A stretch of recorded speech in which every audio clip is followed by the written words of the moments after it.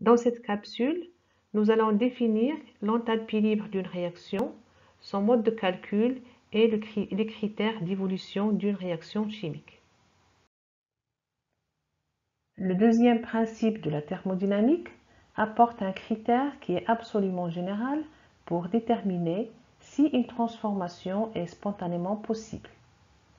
Cette transformation doit s'accompagner d'une augmentation d'entropie, c'est-à-dire l'entropie de l'univers. Et l'univers est constitué du système et du milieu extérieur. La condition de spontanéité s'exprime par cette relation. Delta S de l'univers, qui est égal à delta S du système plus delta S de l'extérieur, est strictement positif. Et cette relation est applicable à tous les cas. Au cours d'une transformation spontanée, c'est-à-dire irréversible, qui s'effectue à pression constante, donc d'après le premier principe de la thermodynamique, la quantité de chaleur fournie ou reçue par le système, delta H du système, est égale et de signe opposé à delta H de l'extérieur, c'est-à-dire la quantité de chaleur fournie ou reçue par le milieu extérieur. Et à t est égal à une constante, on a delta S de l'extérieur est égal à delta H de l'extérieur sur t. Donc on va remplacer delta H de l'extérieur par moins delta H du système sur t. Ainsi, la condition de spontanéité va se traduire par cette expression.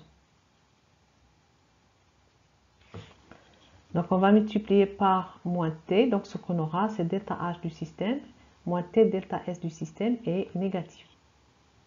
Donc on pose delta G du système qui est égal à delta H du système moins T delta S du système. Donc pour une transformation spontanée, il faut que delta G du système soit négatif. On définit ainsi une nouvelle fonction d'état appelée enthalpie libre ou fonction de Gibbs. G est égal à H moins TS. Avec H, c'est l'enthalpie du système. S, c'est l'entropie du système et T, c'est la température absolue. L'unité de G, c'est en joules mol moins 1.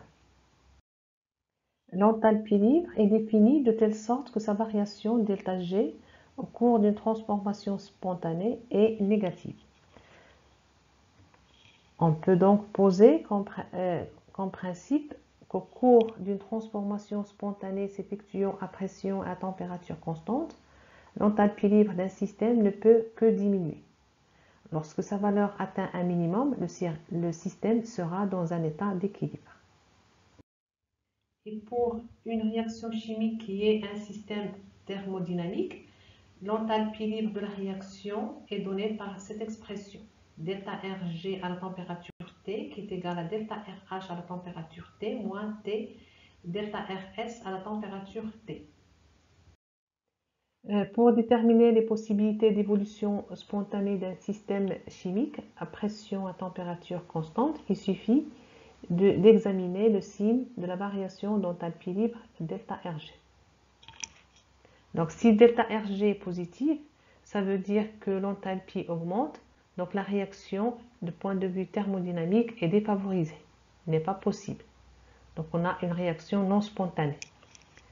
Mais si delta Rg est négative, ça veut dire que l'enthalpie libre diminue, donc la réaction est thermodynamiquement favorisée. Donc elle est possible dans le sens direct, donc réaction spontanée. Si delta Rg est égal à 0, c'est l'état d'équilibre et il n'y a pas d'évolution du système. La valeur de delta Rg est donc à la fois un critère d'évolution et un critère d'état d'équilibre. Nous allons ensuite définir l'enthalpie libre standard d'une réaction. L'enthalpie libre standard de réaction, notée delta Rg 0T, c'est la variation d'enthalpie libre de la réaction totale entre les réactifs dans leur état standard en proportion stoichiométrique pour donner les produits dans leur état standard. Il peut être calculé à partir de deux expressions. La première, c'est delta Rg standard à la température T qui est égal à delta RH standard à la température T moins T delta RS 0 à la température T.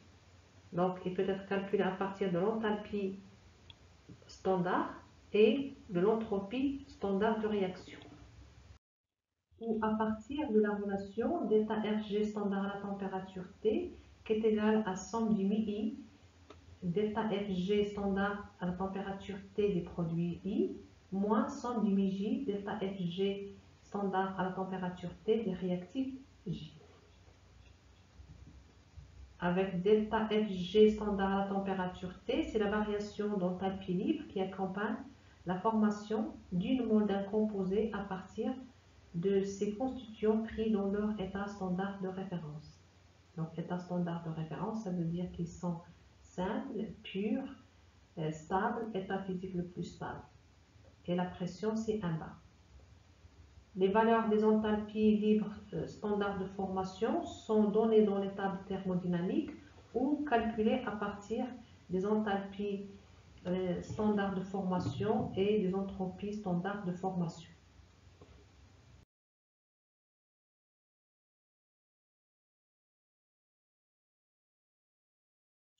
La variation d'enthalpie libre standard de formation d'un corps à l'état standard de référence est nulle. Exercice d'application numéro 1. Calculer delta RH standard à 298 et delta RG standard à 298 de la réaction suivante et commenter leurs signes. Données de l'exercice, on a les enthalpies standards de formation à 25 degrés, des réactifs et des produits qui sont exprimés en kJ par mol, et on a les enthalpies libres standards de formation à 25 degrés, des réactifs et des produits. Dans les données, on a les enthalpies standards de formation. Donc, pour calculer l'enthalpie standard de la réaction à 298, on va utiliser la loi de Hess.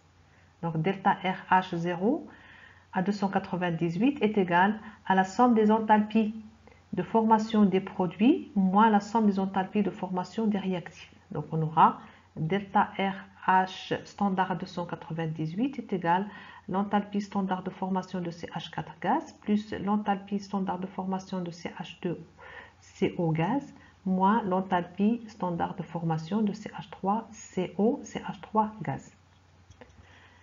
Donc l'application numérique nous donne une valeur de 80,64 kJ par mol.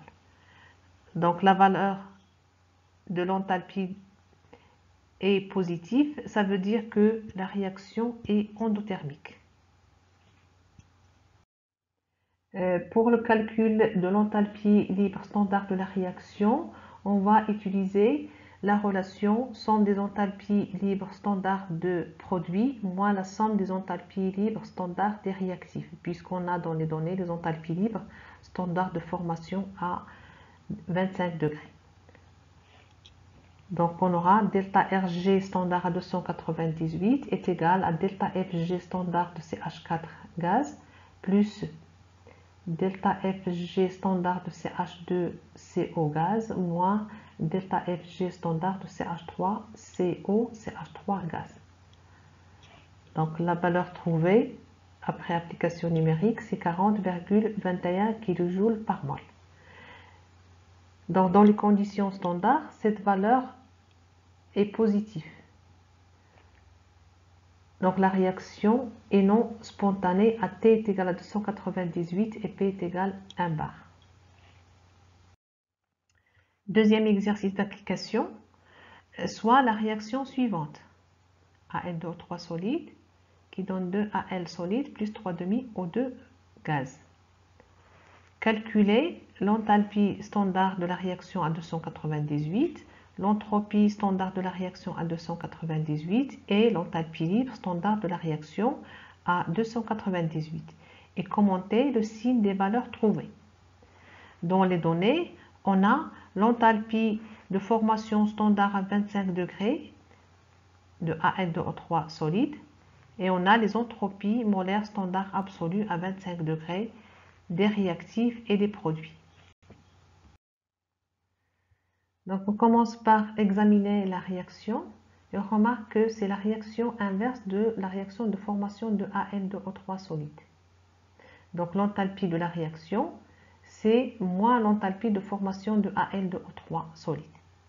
Et dans les données, on n'a pas les enthalpies standards de formation de Al solide et de O2 gaz, parce qu'ils sont à l'état standard de référence, donc leur enthalpie est nulle.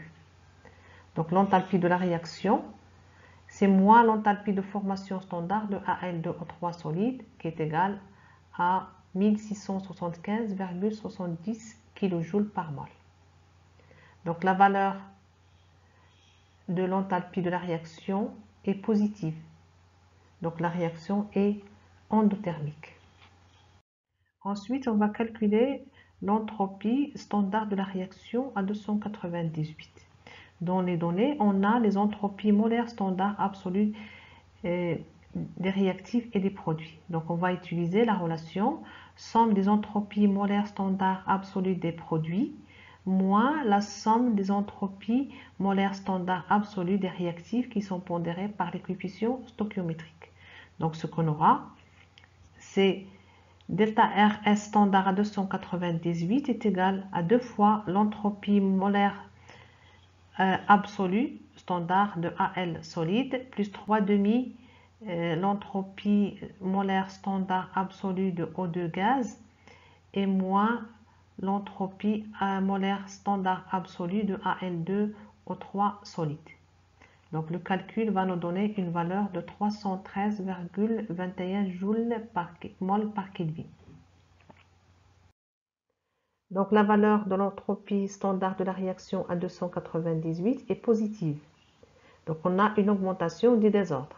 En effet, dans la réaction, à l'état des produits, on a 3 demi-moles de gaz.